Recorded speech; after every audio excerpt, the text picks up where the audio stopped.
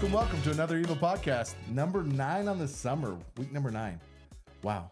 That's amazing. That is a lot. Yeah. Last week, overall company numbers, we did 542 installs. So Yikes.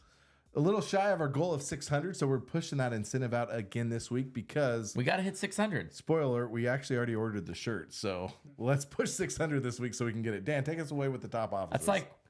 That's like when you knew mom already got you what she said she was going to get you.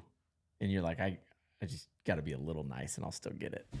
Top offices, Detroit, of course, 157, Lafayette, 140, Homa, 65, Mobile, 60, Shreveport, 50. So there's a good little running right there. Nashville, 38, Baton Rouge, 26. So some huge numbers. I mean, I think the heat just kind of came in, so we're going to have to adjust. We're going to have to start getting hydrated earlier. That's not something you can do at 3 o'clock in the afternoon and be like, let me just chug a bunch of water. Like, you need to do that in the morning. So yeah, dinner goals. I know a lot of people moved area too. I believe this week, I'll put money that we're over 600 this week. How much? I don't know, all the shirts. So last week, dinner goals winners, we had Lafayette, Homa, Mobile, and Baton Rouge. It was nice to see Baton Rouge. I know Homa and Baton Rouge kind of merged. Their numbers both popped. So great pushing each other. Power in numbers, they say. Yeah. Yeah. So. And our last week top 10 vets, Ian Myers took number 1 spot with 13. Let's go. Zach Richardson with 11. It was great to see Nate Barbieri back up there as well with 11. Ron Hishaw with 10. Cole Hymas with 9. Brian Davis with 10. Jackson Powell with 10. Trey Wood with 9. Cameron Haslauer with 9. And Jansen wrapping up the top 10 with 9. So great week last week, guys, with the top 10. Boom. Rookies. Wait a second. Is that another Meyer? That's the little one. Isaac Meyer with 11 installs. Riley Sutton with 10. Fisher Pratt with 9. Cody Rhodes with 8. Grant Clements with 7. Tyler Kemp with 7. Derek Skis with 7. Brian Meyer. Another Meyer. They're everywhere. Nathan Namendorf with 6. And Darius Austin with 6. So you got to freaking throw down. Yeah, I was glad to see a couple new names in there. Yeah, though. yeah. There were some names. Mixing it up. And then this week, our competition. This is my favorite competition of all time. Yeah. Ice, ice, baby. All right, stop. Collaborate and listen. Dance. Crush speaker that booms. I'm killing you. Hey, say now listen to me. Y'all looks fine and I really think it needs a sign. Y'all looks fine and I really think it needs a sign. I can see you with it. I can see what you were with another fire. Knocking on heaven's door. Brad knocked on Val's door. Yeah. Knock. I think Brad likes this over every competition we do. Yeah, it's a sing-off. We're going to throw a couple videos on here, but make it fun. Couple of things. For the judges, it will be unbiased judges, but they are going to incorporate how much you use ADT into the name. They will, how original it is, if the customer's singing, participating, how excited they are. So just a little pro tip, how I always did this competition is I would show my customers, I would say, hey, this is going to be really weird, but we're doing this competition. I really want to win the new Apple Watch. It's for the Apple Watch Ultra. Can you help me? And a lot of customers will get into it. So the prizes this week, Apple Watch Ultra. The second place is the Ray-Ban, the video ones that you can video, or the new Solo Stove. And then we also added a new prize, most cringeworthy, because I remember watching some of the videos going, man, there's no way I can win. That's probably going to be the most difficult to judge. Yeah, the cringeworthy. Yeah. But put them in there, get excited, have some fun. And like I said, I mean, even if you're not selling 13 in a week, you can put together a good video. So put some thought together and make it happen. So yeah. And on the shirt incentive for the 600 math, I don't know the exact math, but I know for sure if half of the company would have sold one more last week, we would have hit it. So actually, a third would have hit it. Okay, so. That's We were 53. Sorry. So I said I wasn't good at the math. Okay. Yeah. And then our deal of the week, right out of Baton Rouge, Forrester. This is a great huge. Is that the real total? Yeah. So his goal on this summer is 100 sales. He sold one at $57.15, $154.99, new company record. So here's the pay breakdown on it: base of $300 pay, $100 finance bonus, $200 activation finance bonus. So he made $600 up front. His back end at 100 as a first year is $325, and then the $8 over $69.99 minus out the activation is $626. Did we do that math right? Yeah, he made $1,500. I double checked it twice. Okay. He made $1,551 It just doesn't seem possible. on one deal. So congratulations, Forrester. So drinks on him. That is amazing. So keep pushing the finance, guys. Keep selling well. We have a treat for you today. I'm excited about this one. We have Spencer Woolston on the podcast with us today. This is a long time. Yeah. Coming. No, I look up to Spencer in a lot of ways. Everybody that has sold with Evo for a while knows who he is. Goes out and slings every year, doesn't complain, does it a little bit different than everybody else. So this is his 26th summer knocking doors, or years knocking doors. A couple stats. I looked this up before we got on the podcast. His average sales age is 66 and a half years old. His oldest customer this year is 93 years old. 93% of his deals are over 40, and 87% of his deals are over 50. So we're going to get into that a little bit later on how to sell older people, because you knock a little bit different. You're knocking in Utah, and you're not knocking prime time. You're going out early and getting deals while we're still at the swimming pool. So yeah, we'll figure out, because just to note, like, potentially one of the hardest markets. Yes. Some would consider, like, hardest markets, hardest they're sales. never knocking Utah. Yeah. During some of the toughest knocking, Yeah. in which we're going to figure out why it's not that way for him. So that's what we're excited about. But I wanted to kind of just briefly, if you could kind of give us a history of where you came from. Did you start in alarms? Has it always been alarms? What companies? And go from there. So do your thing. Tell us a little bit about you. Well, yeah, thanks for having me, guys. I got started in alarms, done alarms from day one. I got summer of 2000, I got married, and I just needed, life was kind of hitting at that point. I was like, you know what, I gotta, not just me, it's a wife. And so I just took this friend of mine, just said, hey, you can go sell alarms up in Seattle, Washington, which was where I served. My mission was up in Seattle, Washington. And so went up there for a summer, and I just absolutely loved it, and was just going to be a couple summer thing, and it's just has never ended. Just kept going for yeah, it's my 26th summer. Yeah. And for how good you are, I mean, you make incredible money. Looking at how you've done it as well, like, You'll do it over a whole year. Can you talk a little bit about that? Like, I think a lot of times we try to get 200 sales in 16 to 18 weeks, and you'll break it down over a whole year. How many years has it been since you transitioned from a summer model to, hey, I do this year round and I go out whether it snows, rain, pours, whatever? I think it's 15 or 16 years ago that I started doing it just year round. Yeah. Where I didn't hire teams. I didn't go out and do the summer thing. Yeah. You have a beautiful family. I know you have a lot of kids. Yeah. And so walk me through that a little bit as far as the hours you're knocking. Yeah. So that's the big reason why I started doing it year round was because of my kids. I wanted to spend more time with them. And that's why I sell during the days, because they go off to school and I go to work, and I want to be done by the time they're home from school. But I pretty much I have it in my head. I just got to go get one today. And so I'll sell about 3 hours a day. It takes me about 3 hours to average about 3 hours a day to get that one.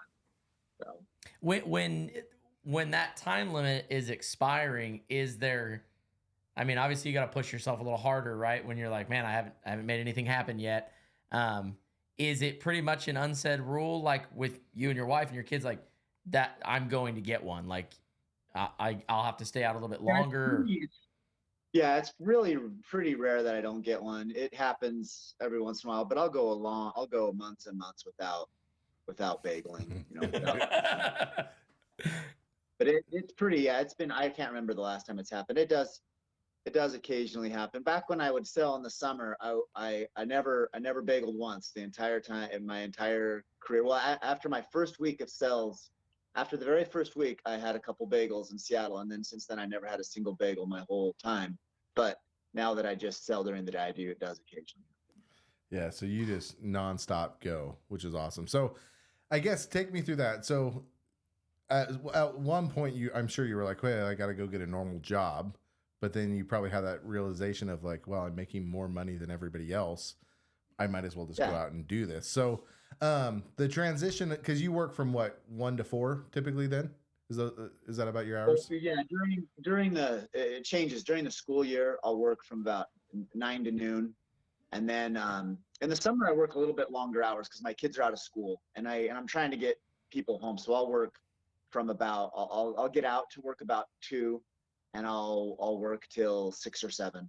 Okay. And then I'm getting the people coming home from work. So Okay. Yeah. So during the school year, you're working earlier. Okay. Yeah. All right. And then that mentality of every day, because I've had guys try to do the year-round model, but it seems like something always happens, a birthday party, this, that, or the other. How are you treating it like a real job to where like I'm going to work no matter what these hours? Yeah, I've talked to a lot of people about that too. And it's kind of just, if you just think of something that you have to do every day, like some people it's working out, something like, I got to go work out every day, or I got to brush my teeth every day, or whatever it is. It's like, I just have it in my head. I have to do that every day. No matter what it is, I'm going to go get that sell every day. So, and if there's something that, very rarely, like a wedding or something, you'll have to miss a day if I have a family wedding or something, but it's pretty rare that I don't go out and sell. Yeah, that is awesome. That is Man. awesome. Yeah. And I mean, as far as things that could help some rookies, we've got guys that just recently started, just a week or so ago. For the most part, everybody has had a couple of weeks, if not months now on the job for those rookies. And even for the vets, what are some of the mental standards, I guess, that you set for yourself while you're out there when it is hard? Like nobody's answered, you're not getting the responses that you obviously desire. What are some of the mental things that you even say to yourself that help you overcome, the monotony of that? That's a really good question. And when I used to train guys and have teams of guys, I would always tell them, take a mental shower, just try to just let it go off of you. I do have little phrases that I say that they're kind of stupid. Like I'll have a little phrase that I'll say, I came to kill. Just, I'm out here to get a sell. That's a little thing for, like, if I'm having a bad day, and then, that's what I'm out here to feed, to get that sell. I came to kill. So that's just a little phrase that I'll say to myself. That's kind of weird, but I tell my kids to do that in sports too. If you're having a bad game, if you're a daughter that play two kids that play basketball real high level, and, the ref's calling all these fouls on you, your shot's not going in, just take a second and say, I came to kill. I'm here I don't care about everything else. I came to kill. So that's my little go-to phrase. Yeah, I love that. Everybody this week on the doors, you came to kill. Came to kill. Between the doors reset, go kill. Make a t-shirt out of that. Yeah, no, that's Spencer's t-shirt. Also, a lot of people don't know you're uber competitive. You do a lot of triathlons, you're a great athlete. I think that translates well into your success on the door. So what I think a lot of people want to know though, we talk about the sales funnel, and if all you can sell is new move-ins, you're going to sell so many. If you can sell the ghetto, you can sell so many. And a lot of guys struggle with the older people. Spencer, if you look at the dashboard, he's killing it, but he doesn't sell cameras or anything hardly ever. I know you called me about a camera the other day, and I was like, man, it is amazing to me. that he sells so many. I actually think your funnel would go open if we got you selling more cameras and the higher packages. Because, when I started, it was key fobs, and we would never sell a camera. And then we transitioned, and now I would say 95% of our sales are, doorbell camera, outdoor camera, 3 doors in a motion. and the 5% that don't are all of your sales that you don't sell a camera. So, but as far as that, what I want to get guys to talk about is the sales funnel of opening up to older clientels, one-leggers, people that are home during the day. Because I've watched over the years, guys that are selling 200, 300, 400 accounts, they're selling one or two before prime time, and typically that's an older person. And since those are the hours you're knocking, will you walk us through that, what you're looking for, even your approach, how you talk to them, I think would be really valuable.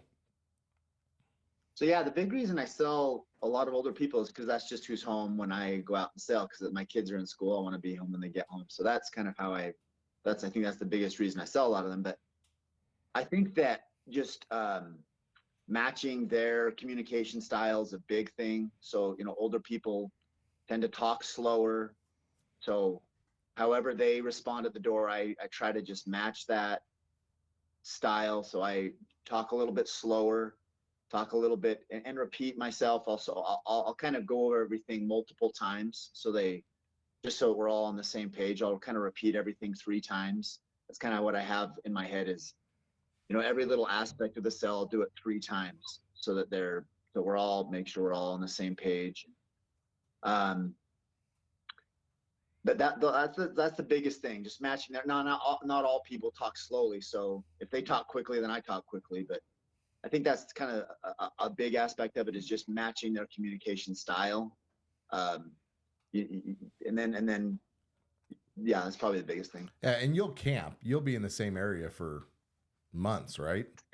Yeah. So yeah. Are you name dropping a lot? Is that kind of referral game or? Yeah, I do name drop as much as I can. If there's somebody on their street that's got it, I'll make sure to mention their name, and that's helpful. But that's the other than that, it's nothing real special. It's just the sign approach. I just use the good old sign approach, and it's kind of just the same thing. Probably everybody else is doing. And it's worked for 26 years. Well, yeah, you said it, so I don't want to totally repeat it, but I do want you.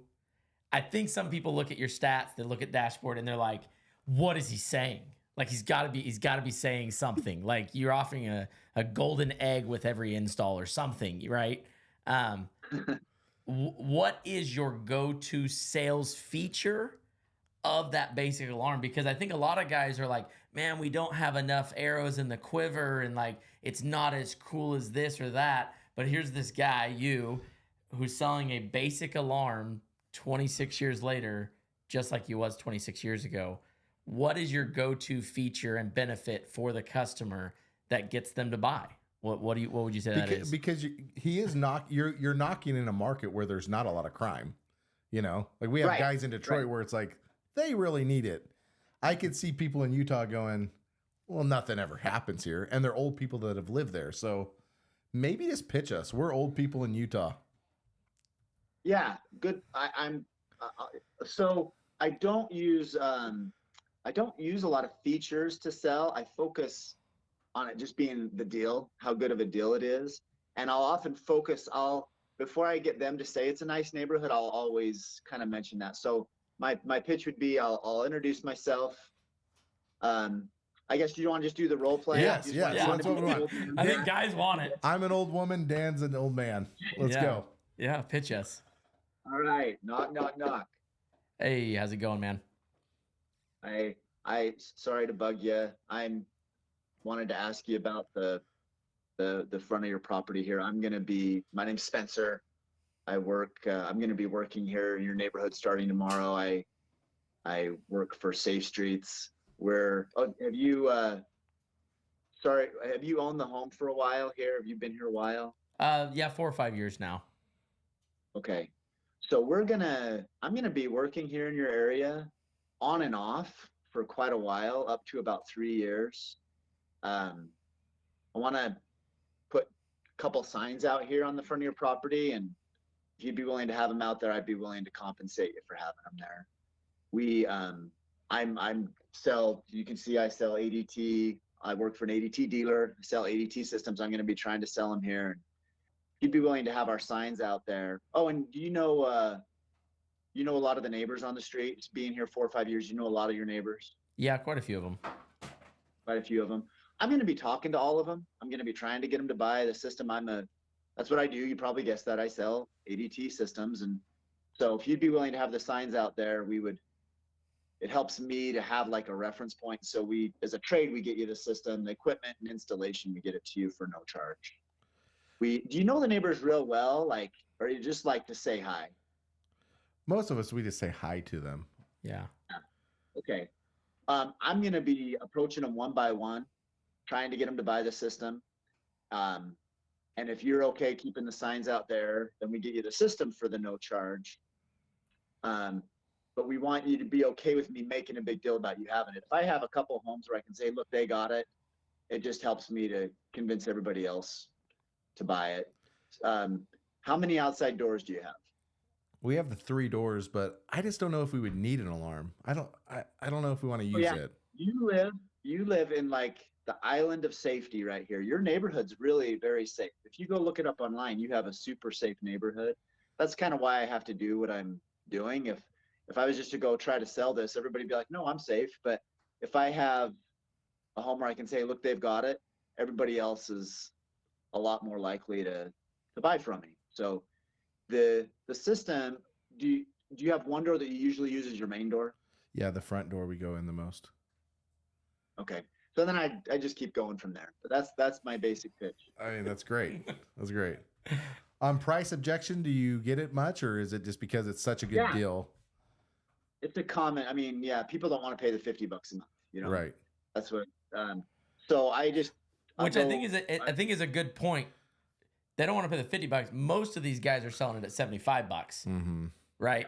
And you're gonna get that. You're still getting that price objection at 50. It's not a price objection. You'd probably agree. It's not a price objection at that point. It's just having to pay. Yeah. Doesn't matter whether you're whether it's I think if you 50 sold or it at 70. I think if you sold it at $24, you're gonna get. Yeah, when I started it was 30. Yeah, when I started. That's true. I probably should have asked that. It was $12 when you started. It really doesn't matter. Like you can charge. That's just how much, because I just do remote. That's just what it costs. You know. Yeah. But yeah, if I could charge 70 for it, I could do that and make a lot more. Yeah, you would.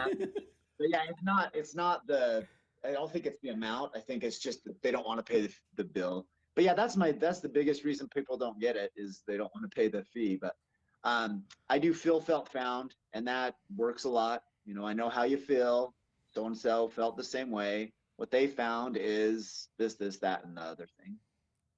So just keeping it extremely basic, doing the job. But I think the biggest takeaway I've taken from this is you believe you're going to sell. Like, it's not a question if you're going to go make money today. Like, you're going to find someone and you're going to sell them, you know? That's it's just expecting. Yep. That's a big part of it. If you just believe it, I mean, it's manifesting reality. If you believe it's going to happen. It's funny how people can, you know, as salespeople, we're really good at feeling people's cues, but they're good at seeing us too. They're good at reading us. Yeah. And if you believe they're going to get it, there's a real good chance they're going to get it. A much better chance than if you don't believe they're going to get it, because they can feel it. They can tell it. If you don't believe it, they can tell.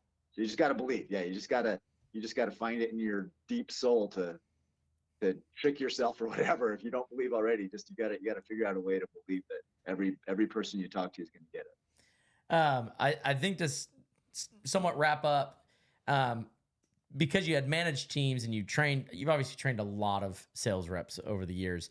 What would be something you could give advice to some of the managers and up and coming managers, maybe a little nugget to just give them some advice that maybe you wished you would have learned earlier as a manager? And then one piece of advice for these rookies who might be on the fence right now. They're kind of, maybe they're struggling. They're not in the mindset. They don't have themselves, you know, mentally locked in, that you wish you would have learned early on in your career that you learned later. So for managers, it's probably just to love your guys. I struggled with that.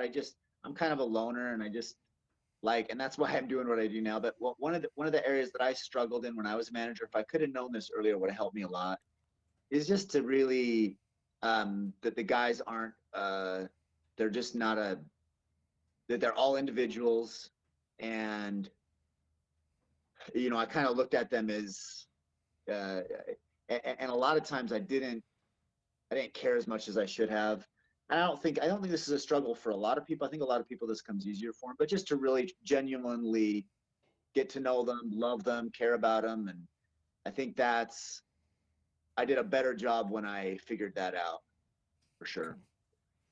And then the other one was just for new guys. Yeah, just a little nugget Yeah, you wish you first learned. year, it's June, it's hot, you're tired.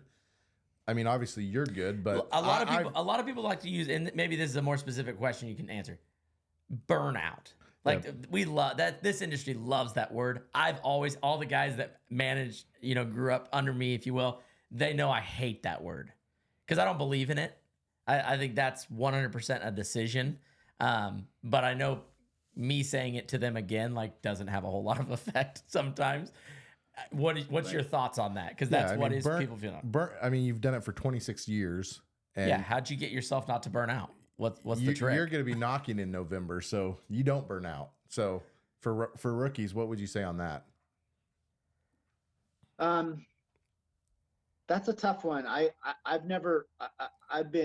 wired a little different, and it's never been a struggle for me because I like routine, and I like.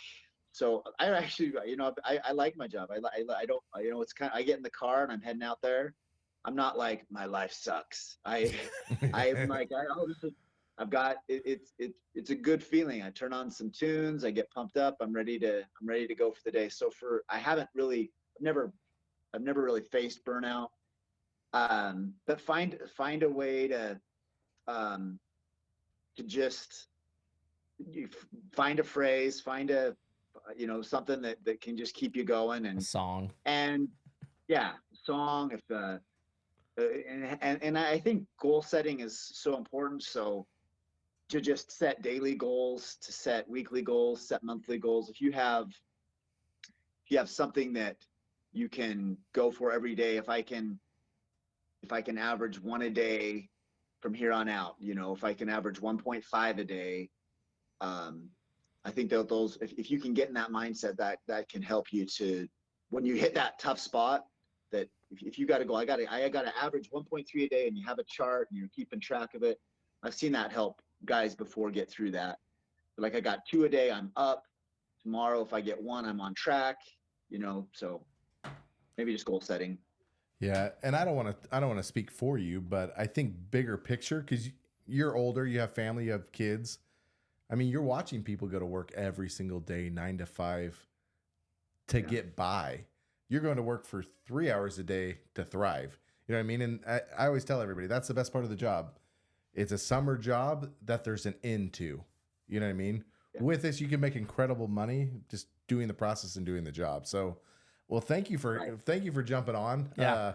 We think you're a stud. From afar, you have 200 guys looking at you going, dude, that guy Talk about you all the time. Yeah, that guy's got it figured out. So go take your family out to a nice dinner for helping us out. But we appreciate you, man. Thank you. Yeah. Thank you for your time. Okay, we'll see ya. Thanks. Incredible interview with Spencer Woolston. I think it just goes to show you, work hard, say the lines, stay in your area, and go work. Yeah, I was hoping he was going to say something super special that I was like, oh, we wanted like the silver bullet. No, he's just doing the job. He believes it. So that's what he says about the panel. I don't say that. It's not there. So it's work hard, play hard. I think that motivation with his kids and his wife and everything are a big part of it. So Evo Nation, go out, hit it hard, and let's get those shirts and let's win the sing-off. Yeah, let's win the sing. Next week's 4th of July. Ooh. Second biggest sales day of all year long. Absolutely. So, got some sweet swag coming your way as well. We'll show that later. Take care. And he said, hell yeah, getting along for free. Outdoor cameras are for me. Yeah, I wish I'd have stayed in bed today. Oh, no, you didn't. Come on, Val. Knock, knock, knocking on Val's door. Yeah, yeah, yeah, yeah.